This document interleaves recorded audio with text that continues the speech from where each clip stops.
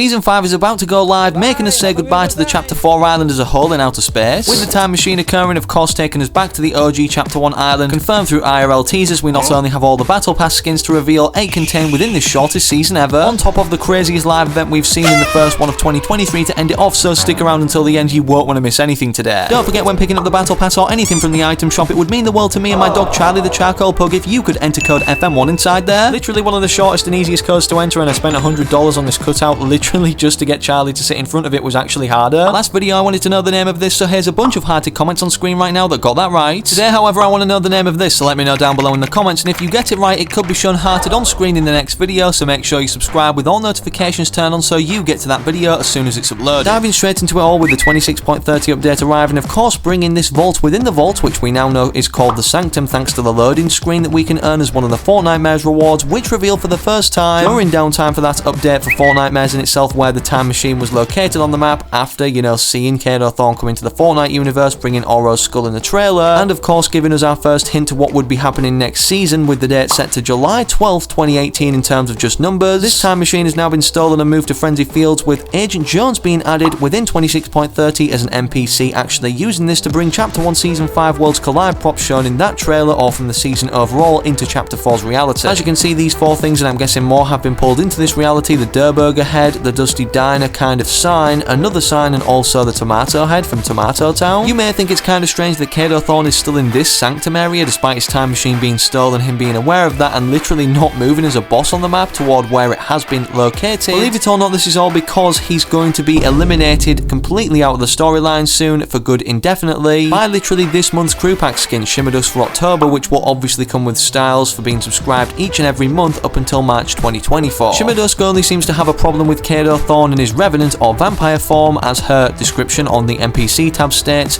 no quarry can escape her in any reality. The dark fae huntress Shimmerdusk, a monster hunter of great renown, has tracked Thorne across time and space to this island, but she will need all her wits to secure her showdown. If we approach Shimmerdusk the NPC, the fixed dialogue for wearing Thorne in the revenant form is, "You really think you're untouchable, don't you?" It seems this cocky attitude from Thorne, or wearing him going up to Shimmerdusk, is going to completely backlash and he's going to be wiped out from the storyline for now anyways, as in the last Fortnite Mares quest, as you can see, it states, "I've hunted the monster Thorne across time and space. It will taste sweet to finish him, Shimmerdusk," and then it states, "help in defeating Revenant Thorne," which of course is the reason with her on the island, Agent Jones is so comfortably able to put this time machine out in the open, experiment with it, and even team up with a foe from the past, Slone. For those that don't know, they were initially in partnership as Jones was working under Slone, giving him orders, but then in the Zero Crisis finale, due to her not responding to him or giving the Seven's files, he went rogue and decided to tackle the problem of the 0 point, or what was happening with it, destabilizing himself. Initially in this trailer with the Foundation greeting him, not happy with him for the first time, then spun around toward the end event of Chapter 2 with him saving his life from Slone. Chapter 3 Season 2 Collision was the last time we saw Slone, or the last overall live event, despite Fracture being a finale for Chapter 3 that we've actually seen properly. We all thought she was eliminated for good out of the storyline due to the mecha team leader controlled by the Paradigm slamming down on the tank, but from taking a closer look in no clip, this wasn't the case. She shut the door early, literally seconds just before the hand hit her, and we saw the tank in the Chapter 4 trailer right in front of our eyes, put underneath the debris that formed the island from the 0 point, grabbing things from different realities, pulling everything together. Only in Chapter 4 Season 3 Wilds, when we saw the earthquakes happen, revealing the jungle area, where we introduced, or should I say reintroduced, to Innovator Slone, her different form, with the tank obviously right next to her as an NPC at the time, once being introduced onto this island or back into the storyline. Back then, upon initial introduction, she stated things along the lines of she was done with her initial plans, or the imagined order as a whole being a faction, combined with the fact we're seeing Jones introduced from his Zero Crisis initial betrayal form from Chapter 2 Season 6 as an NPC, with his actual description on the collection tab stating, "Agent Jones has just landed back on the island and he's still catching up a bit. He's reluctantly signed on to help his former nemesis Dr. Slone with her mysterious plan,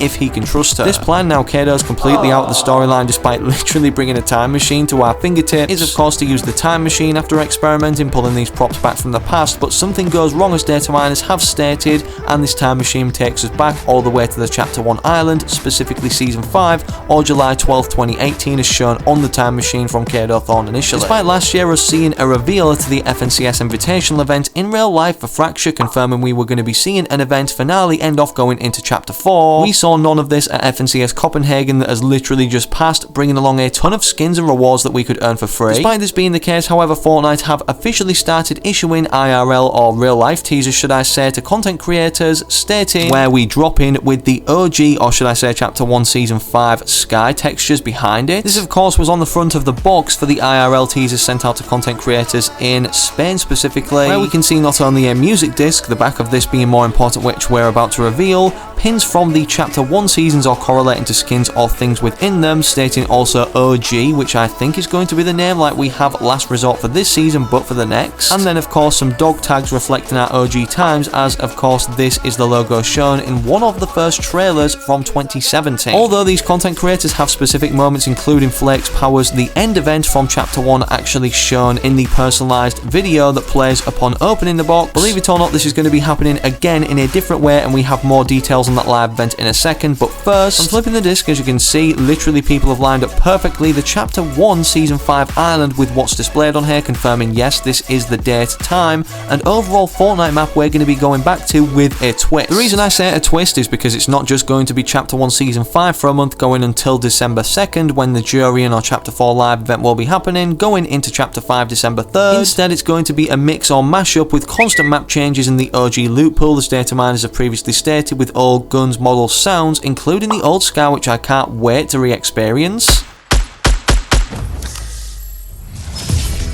Hopefully liking that clip too. They have the old Victory Royale actual pop-up. Maybe it's even this one, the more modern one from back then, but I digress. As that was already teased, we'd be going through multiple seasons in the pins from the different skins released after Chapter 1 Season 5. Believe it or not, it's going to be going back to its roots in terms of maneuverability at a certain extent, as Hypex stated Fortnite has set tactical sprinting and climbing to be disabled in Season 5 and return in Chapter 5. Most likely for Chapter 1's return, or could be them testing how it would feel. With everybody dreaming for Chapter 1's island or the OG times to return, Epic Games are making a good move here to give us everything we've already experienced in the way we previously have, despite one small detail, or should I say mode, actually staying within the game, considering it literally has so many people playing it since introduced in Chapter 3 Season 2 Zero Build. As you can see, Hypex stated Zero Build is staying in Season 5 Chapter 1 according to Sheena, so it remains a mystery how Epic Games will handle Zero Build on that map and why they set tactical sprint and mantling to be disabled in Season 5. Maybe Zero Build and BR will have different mechanics, we'll see. I think the main reason for this is some of the hilly structures literally we couldn't get up without building, if not mantling, actually being enabled, which won't be. So yeah, this particular midsection area of the map is definitely going to be one of interest in terms of how this will work in Zero Build, as people are posting all across Twitter, with things spiraling out of control in terms of seasonal map changes or little events happening that are introduced, constantly going through until early December, where the actual finale event occurs once again, going into a black hole. Hypex confirmed this is going to be another black hole-like event further today, with the next Fortnite season, Season 5 of Chapter 1, is set to have an end event with a countdown starting November 21st, and the season itself is set to end on December 3rd. It also has something to do with the lobby and extended downtime, similar to Chapter 1 Season X with the mini event, you know, that we saw in the lobby, whether we were in-game or not, it literally shut the servers off in this black hole form. So it's safe to say we're at least going to be experiencing 6 seasons from Chapter 1 in the span of 28 to 30 days, those being Season 5, Season 6, Season 7, Season 8, Season 9, and Season X, which obviously, yeah, do total up to 6 instead of just 5 if you were counting off of numbers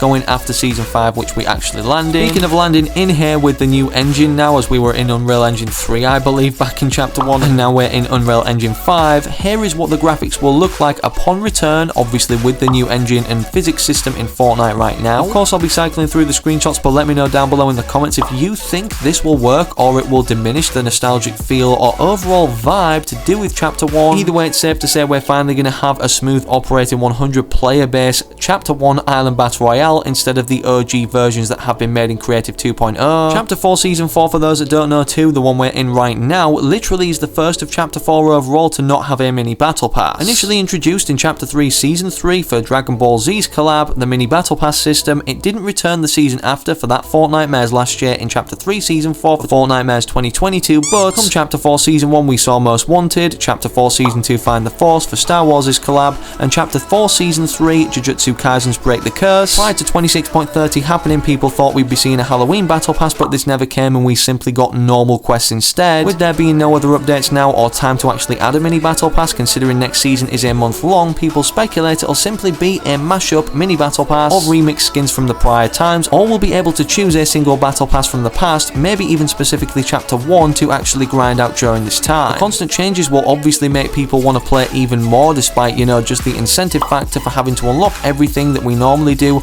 in the space of 90 days in 28 days. And despite it seeming unlikely, it's proven through Epic Games' technical terminology or specific wording that battle passes can actually return. Justin Neagle describes it best right here. Epic Games may have found a loophole for next season. This has been their battle pass disclaimer since 2018. Well, if they time travel next season and we're back in Chapter 1 Season 5, what's stopping them from making those battle pass rewards available again in that season? And as you can see, the image he's referring to where he's gathered that from is rewards from a battle pass can only be earned in that season and will not be available in later seasons. So of course, if Season 5 of Chapter 1 is returning, the rewards in that time as we're back then can also. I don't think this will be the case, considering of course people will already have the Chapter 1 battle passes and they want to create something everybody can grind for the first time, being a remixed version with 8 outfits. As you can see, I picked these out on screen right now, all of course referencing skins that released in Chapter 1's time frame, remixed versions, which actually there seems to be an awful lot of, even more than these 8 on the Fortnite surveys on Fortnite.gg. And speaking of going into next season, as there's no live event to end this one off directly correlating to the next thing we see developed off of it, a cinematic trailer, this fact in itself not only gives all players hope that we're not going to see a finale as bad as Fracture going into Chapter 4, which was a mini game and cutscenes that literally didn't make too much sense, but on top of that, at UE Fest, which recently went down, Epic had this to say about not only live events to do with the lore developing, becoming more frequent like we didn't see in Chapter 4, but also even more concerts similar to the likes of Travis Scott, which actually took place across the entire Battle Royale island instead of creative like Kid Laroi. And I've been at Epic for about 20 years, and in that time I've worked as a level designer, worked in cinematics, worked on some of our special projects, and currently working on some of the events that we do for Fortnite. And I can tell you,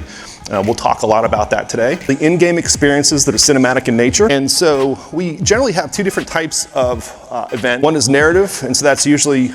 things like the Galactus event where we do tie-ins with Marvel, and we tell narrative in Fortnite